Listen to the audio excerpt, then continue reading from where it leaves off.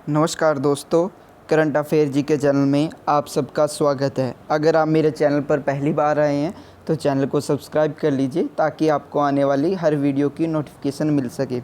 तो चलिए आज हम एचपी टेट से रिलेटेड, जिसमें चाइल्ड साइकोलॉजी और पेडागोजी से रिलेटेड टॉपिक है जो 30 मार्क्स का है, उसका पहला टॉपिक स्टार्ट करते हैं।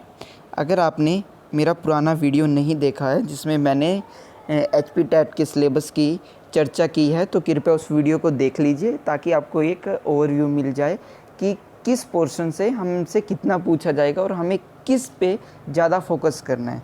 कृपया आप उस वीडियो को देख लीजिए और उसके बाद आप इस वीडियो को दोबारा देखिए तो आपको ज़्यादा अच्छे से समझ आएगा। तो चलिए आज का हमारा पहला टॉपिक क्या है, बाल विकास का वृद्धि और विकास, यानी कि ग्रोथ एंड डेवलपमेंट। तो पहले टॉपिक की तरफ बढ़ते हैं, अपने विकास। यहाँ पर मैं आपको एक बात क्लियर कर देता हूँ कि आपको मेरी पीपीटी में ज़्यादा इमेजेस देखने को मिलेंगी। क्यों? क्योंकि आपने देखा होगा कि आपको इमेजेस के ज़रिए आप किसी भी चीज़ को ईज़िली याद कर सकते हो, यानी कि आप उसको नहीं भूलते। आप एक मूवी को देखते हो, अगर आपने कोई भी मूवी 2015 में देखी हो तो आज भी आपको उसकी कुछ बातें याद रहती है। क्यों? वो आप इमेजेस आपके माइंड में बन चुकी हैं। ठीक है, आप अगर आप पढ़ोगे तो आप देखो कि 2-3 दिन बाद, हफ्ते बाद भूल जाते हो। इसलिए मैंने उसी चीज़ बात को ध्यान में रखते हुए कि आपको कम मेहनत में ज़्यादा याद रहे, इसलिए वही आपकी मेहनत मैंने खुद कर ईज़िली आपके लिए पीपीटी में इमेजेस का प्रयोग किया है। आप देखोगे, अगर आप इस वीडियो को अंत तक देखोगे तो आप खुद से पूछना कि आपको ये टॉपिक क्लियर हुआ है या नहीं। हाँ, अगर आपको एक बार में नहीं होता तो दोबारा देखिए। ये टॉपिक अगर आप मेरे से पढ़ते हो तो आपको दोबारा बुक्स में भी इजीली समझ में आएगा और दोबारा रटने की कोई ज़रूरत नहीं होगी। चलते हैं विकास। विकास होता क्या है? विकास एक निरंतर चलने वाली एक प्रक्रिया है जो हमेशा प्रगतिशील रहती है। ऐसा नहीं है कि आज विकास चला है और कल रुक जाएगा। आपने देखा है, आप मान के चलो अपनी हाइट को ले सकते हो। आपकी हाइट बढ़ती है 20 से 25 साल तक की उम्र तक बढ़ती रहती है। एक उम्र आने के बाद आपकी हाइट बढ़ना बंद हो जाती है। ठीक है, आप इसको विकास नहीं करोगे। ऐसे आप अपनी बुद्धि को देखो कि बचपन से लेके बड़े होते होते आपका माइंड ज़्यादा बातों को याद करने लग जाता है, ज़्यादा कुछ सीखने लग जाता है, समझने लग जाता है। आप अपनी बुद्धि को एक विकास मान सकते हो। ठीक है, अब देखते हैं विकास क्या है। विकास एक माँ के गर्भ, ये गर्भ से लेकर कब्र तक विकास हमेशा चलता है, यानी कि आपके जीवन पर्यंत विकास की प्रक्रिया चलती रहती है। ऐसा नहीं है कि आपका 10 साल, 20 साल या 30 साल उम्र के बाद आपका विकास रुक जाएगा।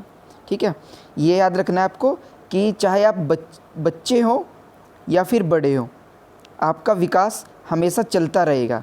देखो, बच्चे से लेकर बूढ़े होने तक, उसके बाद आप कब्र यानी कि मरने तक आपका विकास होता ही रहेगा। ये आपको याद रखना है। और दूसरी बात, विकास एक गुणात्मक है। ठीक है ना, ये याद रखना है आपको कि ये गुणात्मक है। दूसरी बात, इसकी गति कभी तीव्र होती है और कभी मंद होती है। इससे याद रख सकते हो, ये देखो, ये कभी बढ़ रहा है, कभी घट रहा है, कभी बढ़ रहा है, कभी कम हो रहा है। इसका क्या मतलब है? यानी कि विकास की गति कभी तो बढ़ जाती है, यानी कि कभी तो विकास तीव्र गति से होगा और कभी मंद गति से। ऐसा नहीं है कि आप विकास की गति हमेशा एक ही बनी रहेगी। ये आपको याद रखना है कि विकास गर्भ से लेकर कब्र तक चलता है और ये प्रगतिशील है, ये कभी रुकता नहीं। और दूसरी बात, इसकी गति कभी तीव्र होती है और कभी मंद होती है। और एक पॉइंट याद रखना कि मानव विकास का अध्ययन प्राकृतिक विज्ञानों में और मनोविज्ञानों में, दोनों में किया जाता है। ऐसा नहीं है कि इसको प्राकृतिक विज्ञान या फिर मनोविज्ञान में ही इसका अध्ययन किया जाता है। ये याद रखना आपको, इसका दोनों में इसका अध्ययन किया जाता है। उसके बाद नेक्स्ट टॉपिक है हमारा अभिवृद्धि। अभिवृद्धि पढ़ने के बाद आपको विकास और अभिवृद्धि दोनों में डिफरेंस समझ में आएगा कि अभिवृद्धि और विकास में क्या अंतर है, यानी कि ग्रोथ और डेवलपमेंट। कुछ नहीं है, इसको ईजिली समझोगे तो आराम से समझ में आएगा। अब चलते हैं, अभिवृद्धि होता क्या है। अभिवृद्धि शब्द का प्रयोग सामान्यतः शरीर और उसके अंगों के भार आकार में वृद्धि के लिए किया जाता है। ये बात आपको समझ में आई? आपको समझाता हूँ। अब मान के चलो आप पहले छोटे थे, ठीक है, बचपन था आपका, आप थोड़ा 1 साल के हुए, आपके हाथ छोटे होते हैं, आप फिर 2 साल के होते हैं, आपके हाथ थोड़ा बढ़ते हैं, 3 साल के होते हैं, 15 साल के होते हैं, 20 साल के होते हैं। आपने देखा होगा कि आपके शरीर में काफ़ी चेंजेस आते हैं। जो आपके अंग छोटे होते हैं वो बड़ा होना स्टार्ट हो जाते हैं। समझ में आ रहा है ना? इसको बोलते हैं ग्रोथ, यानी कि वृद्धि हो रही है। आपके नाखून बढ़ जाते हैं, ये क्या है? ग्रोथ, वृद्धि हो रही है। आप इसको देख पा रहे हो। इस चित्र से आप समझ सकते हो कि वृद्धि को, इस चित्र से क्या होता है? ये क्या है?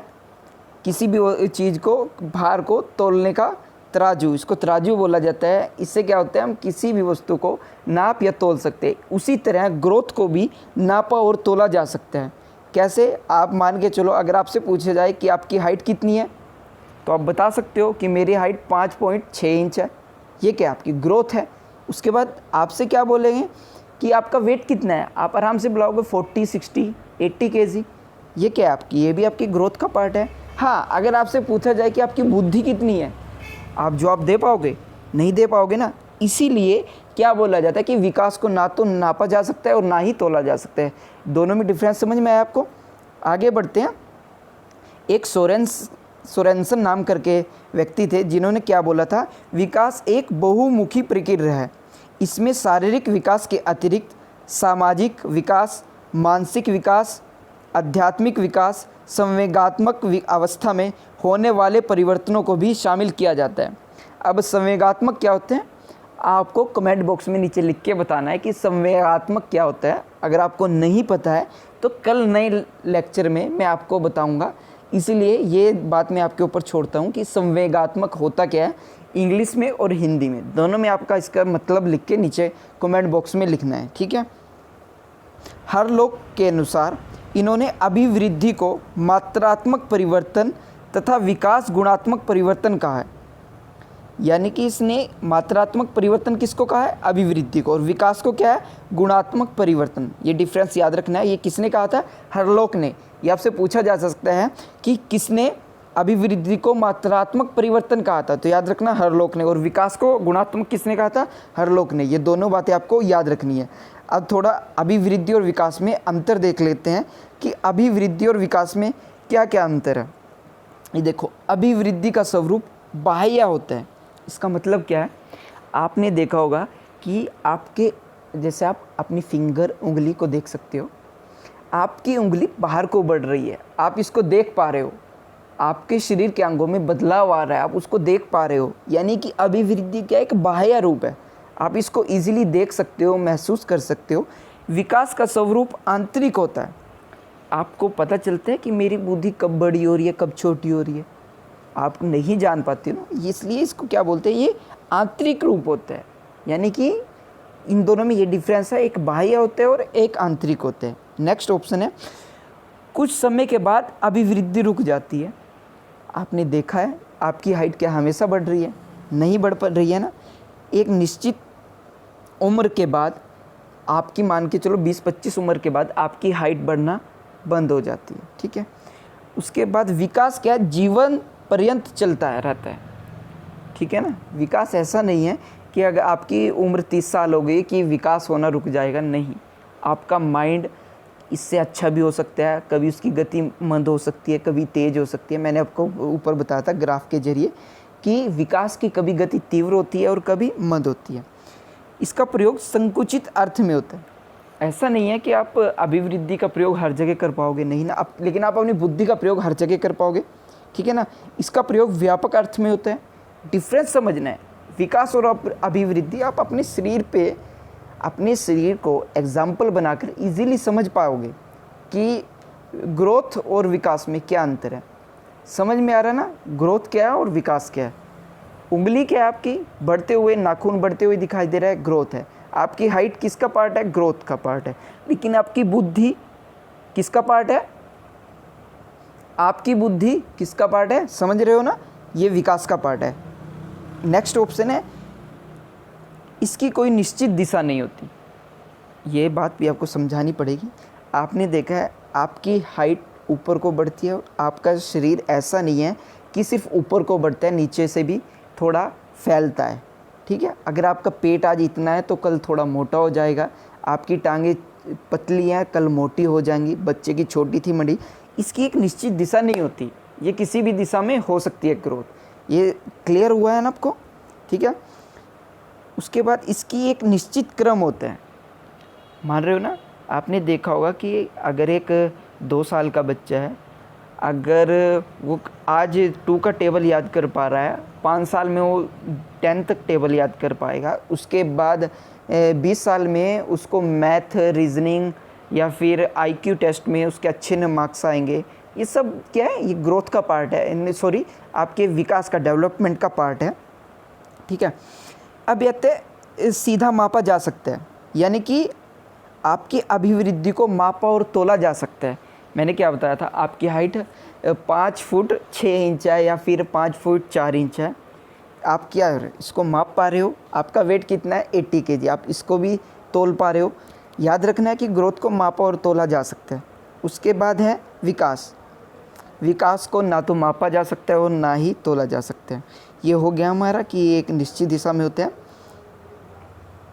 नेक्स्ट है परिवर्तन रचनात्मक कहलाते हैं, यानी कि इसमें स्ट्रक्चरल परिवर्तन होता है। याद रखना आपको, इसका परिवर्तन विनाशक होते हैं। रचनात्मक और विनाशक, ये सिर्फ रचनात्मक अभिवृद्धि क्या है, इसमें केवल रचनात्मक परिवर्तन होते हैं, लेकिन इसमें विनाशात्मक होता है, यानी कि गुणात्मक और मात्रात्मक दोनों पाए जाते हैं, परिवर्तन पाए जाते हैं। इसका संबंध आकार बढ़ने से होता है, लेकिन इसका संबंध आकार बढ़ने से नहीं होता। आप इसको केवल आकार को आधार बनाकर विकास को नहीं माप सकते। इसके काफ़ी बातों को ध्यान में रखकर विकास को आप समझ सकते हो। ठीक है, तो दोनों में डिफरेंस समझ पा रहे हो आप? उम्मीद करता हूँ आप समझ पाए होंगे। अगर आपको लगता है कि इसमें कोई भी कमी हो तो आप कमेंट बॉक्स में लिखना, मैं आपको दोबारा इस टॉपिक को समझाने की कोशिश करूँगा। आपने सिर्फ इतना याद रखना है कि आपने अपने शरीर को अपने आधार बनाना है। ठीक है, आपने अपने अंगों को क्या मान लेना, ये ग्रोथ है हमारे। आपका वेट हो गया, आपकी हाइट हो गया, ये क्या है? आप इसको माप सकते हो, तोल सकते हो, आपके ग्रोथ का पार्ट है। लेकिन आपकी बुद्धि है, आप उसको ना तो माप सकते हो ना तोल सकते हो। ठीक है ना? आपको पता है कोई भी सबसे इंटेलिजेंट व्यक्ति भी अपनी बुद्धि का 10% भाग भी प्रयोग नहीं करता, इसीलिए आप उसको माप नहीं सकते, आप तोल नहीं सकते। ठीक है, याद रखना। अब देखते हैं विकास और अभिवृद्धि। ये देखो, अभिवृद्धि या फिर ग्रोथ ले सकते हो और इसको डेवलपमेंट। देखोगे आप कि विकास का चित्र, ये ग्रोथ है, ग्रोथ से ऊपर क्या है? विकास है। ठीक है, आपको याद रखना है कि अभिवृद्धि विकास का पार्ट हो सकती है, लेकिन विकास जरूरी नहीं है कि अभिवृद्धि का पार्ट हो। ये आपको एग्जामिनर आपको उलझाने के लिए, आपको आपके आईक्यू टेस्ट करने के लिए कि आपकी समझ कितनी है, या आपसे क्वेश्चन में पूछ सकता है कि क्या अभिवृद्धि विकास का पार्ट है या विकास अभिवृद्धि का पार्ट है। ये आपको याद रखना है कि अभिवृद्धि हमेशा विकास का हिस्सा है, लेकिन ये आवश्यक नहीं है कि अभिवृद्धि विकास का पार्ट हो। ये आपको याद रखना है, दोनों बातें। ठीक है, ये बात उम्मीद करता हूँ आपको क्लियर हो गई हो। दोनों में डिफरेंस करा चुका हूँ। विकास क्या होता है? विकास आपके निरंतर चलने वाली एक प्रगतिशील प्रक्रिया है। याद रखना है, निरंतर चलने वाली प्रगतिशील प्रक्रिया है जो गर्भ से लेकर कब्र तक हमेशा चलती रहती है। इसकी गति कभी तीव्र होती है और कभी मंद। उधर ग्रोथ क्या बताया मैंने? ग्रोथ निरंतर चलने वाली प्रक्रिया नहीं है। इसके शारीरिक अंगों को आधार बनाकर आप इसको समझ सकते हो, आप इसको माप सकते हो, तोल सकते हो। इतनी बात क्लियर हुई है। नेक्स्ट आगे बढ़ते हैं। अब देखते हैं कुछ फिलोसफर हैं, उन्होंने जो भी आपके अवस्थाएं हैं, जो बाल अवस्था है या शेषावस्था है, किशोरावस्था है, उनको 3-4 भागों में बांटा है। इसमें मैंने एक अवस्था का जिक्र नहीं किया है, उसको आप नोट कर लीजिए पेन कॉपी लेकर, कि एक गर्भावस्था होती है सबसे पहले, जो 40 वीक तक चलती है। याद रखना आपको, गर्भावस्था जो गर्भ में 40 वीक तक चलती है, अब आप इसको दिन को काउंट कर लेना कि एक हफ्ते में कितने दिन होते हैं और ये कितने टोटल कितने डेज़ हुए। ये 40 वीक याद रखना है। 40 वीक्स के लिए कौन सी अवस्था होती है? गर्भावस्था। उसके बाद कौन सी अवस्था होती है? ये विकास की अवस्थाएं होती हैं कि आप बचपन से लेकर बूढ़े तक कौन कौन सी अवस्थाओं में जाते हैं, आपका विकास धीरे धीरे कैसे होता है। एक बच्चा शुरू में क्या सीखता है, कैसे समझता है, कैसे उसकी समझ बढ़ती है, किस उम्र में वह सबसे अधिक सीखना स्टार्ट करते हैं, ये आपको सब कुछ बताया जाएगा। पहली अवस्था कौन सी बताई है मैंने आपको? गर्भावस्था, जो कब कितने दिन तक होती है? 40 वीक यानी कि 40 हफ्तों तक। उसके बाद होती है शेषावस्था, जन्म से लेकर 6 वर्ष तक की आयु के काल को शेषावस्था माना जाता है, ठीक है। उसके बाद कौन सी आती है? बाल्यावस्था, ये 6 वर्ष से 12 वर्ष तक के बच्चों को इसमें शामिल किया जाता है।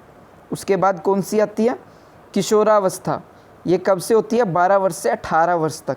याद रखना आपको, ये आपको तीनों चारों पॉइंट याद रखने पड़ेंगे। उसके बाद आती है हमारी प्रौढ़ावस्था, 18 वर्ष के बाद। ऊपर आपको चित्र में ज़्यादा समझ में आएगा।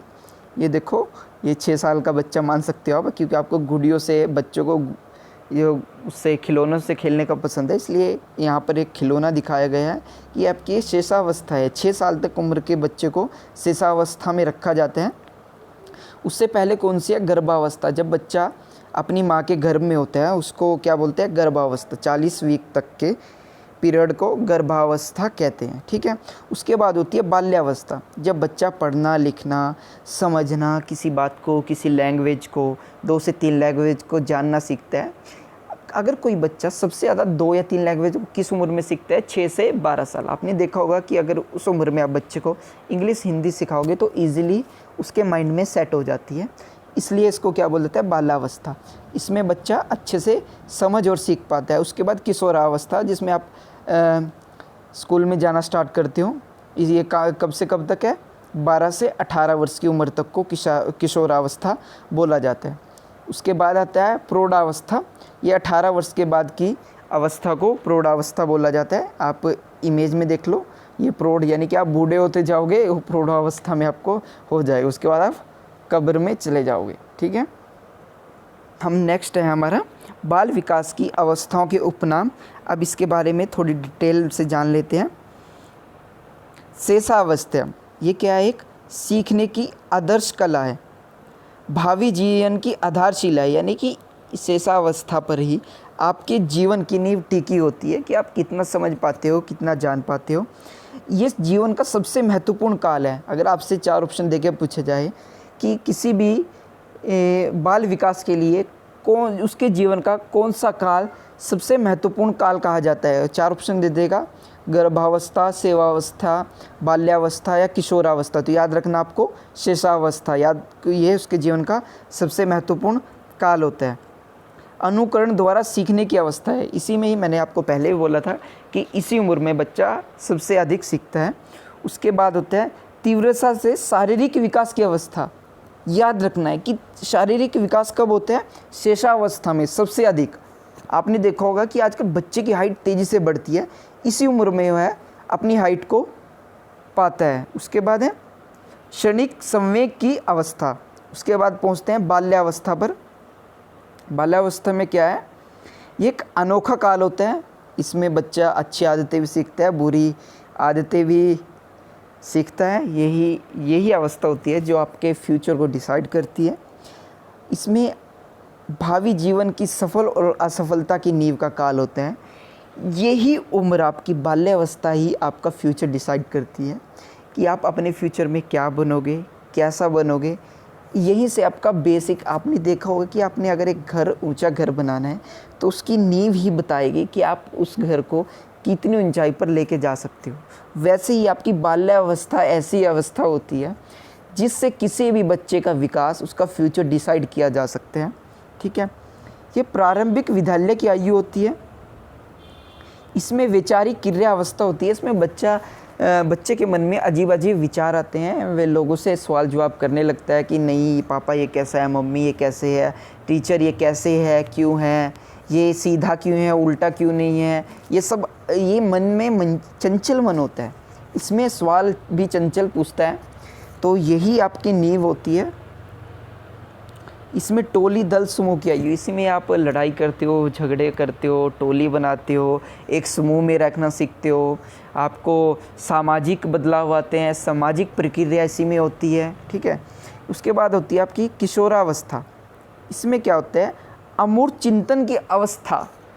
हमारे दो पार्ट होते हैं, एक चेतन होता है, एक अचेतन होता है। वो आपको बाद में आगे फ्यूचर किसी लेक्चर में बताऊंगा कि चेतन और अचेतन में क्या पार्ट होता है, कि आप अपने माइंड का कितना पार्ट हमारा चेतन होता है और कितना अचेतन होता है, ठीक है। अमूर्त चिंतन की अवस्था होती है, इसमें आप सोचना समझना स्टार्ट करते हैं। दल भक्ति की अवस्था, ठीक है, जीवन की सबसे कठिन काल होता है, इसमें आपको टेंशन बढ़नी स्टार्ट हो जाती है।